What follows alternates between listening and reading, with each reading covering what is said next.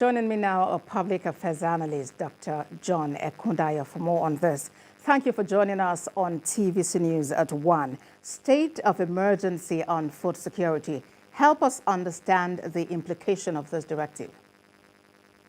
Thank you for having me. Let me just say that for a state of emergency to be declared, it means there is disaster or a looming one about to happen. And then the government is trying to come and say, okay, we want to actually intervene here to mitigate the suffering, to mitigate the hardship or loss or whatever. And for me, I would say it's an auspicious time, especially at the outset of this present administration, to just declare this emergency on food security, because prior to this time, as administration, and especially I would say the state government that has the ownership of lands have been lackadaisical in my own way, have been laid back when it comes to agribusiness. It has most times been of mounted slogan or moniker, or mantra that I just said.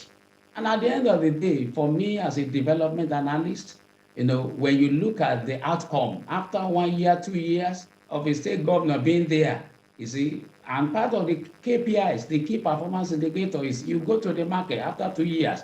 Is the price of maize? Is the price of yam? Is the price of tomato? Like tomato now in the last 3 months, the price has skyrocketed to 100%.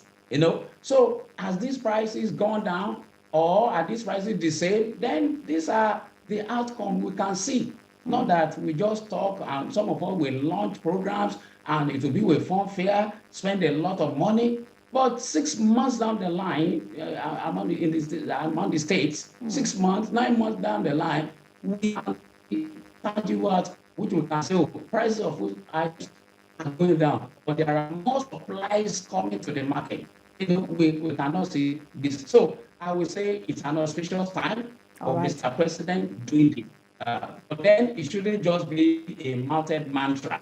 It should be followed up with actions. All right, followed up with action. And as it is, remember that petrol subsidy is gone already. Now, the government is saying that it will deploy some savings from the subsidy removal to actually revamp the agricultural sector. Would you say this is the way to go? Because many have been asking questions as to what the funds saved from subsidy removal would be expended on.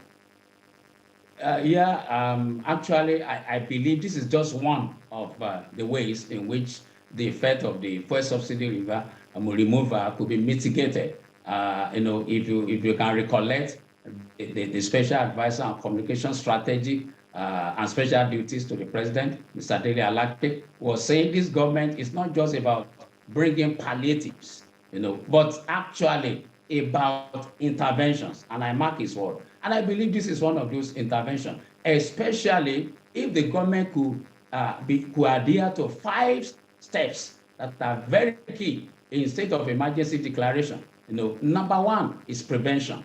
The government has to have some measures in place to prevent things escalating further. Another thing is to mitigate, to reduce the seriousness of what is presently in the market right now. And good that the president is saying, fertilizers, more will be released, more farm inputs will be released. As this will be done, I want the president to set up a team, monitoring, evaluation, accountability, and learning. I say it again, monitoring, evaluation, accountability, and learning team to track all these things, to see that all these things are not being diverted as we have in time past, and then government will have said we have spent so billion, 100 billion in agri intervention. And at the end of the day, like I said earlier, 6 months, 1 year, we are not seeing the outcome. We may be seeing activities, we may be seeing inputs.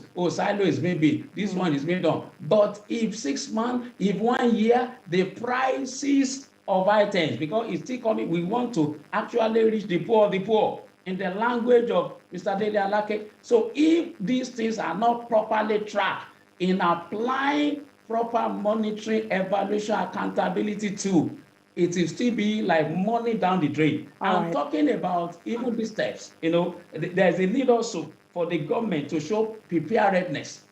I heard Mr. Delalake say it's no more going to be seasonal farming anymore. Very good. So that we begin to have irrigation system coming in so that we farm all the year round. And with that also, there will be more and more responses, and then there can be recovery. If these 5 steps are followed and properly tracked, we were able to get outcome at the end of the day. And then for the state government, the federal government said we partner with them. All right, Very Dr. good for Ekundaya. every state government. I know you're really passionate about this, and I can feel it in the way you're expressing it. So you're of the view that this promise has to be matched with action, and there has to be a clear way of evaluating performance over time. Public affairs analyst and development analyst, Dr. John Ekundaya, thank you for talking to us on TVC News at 1.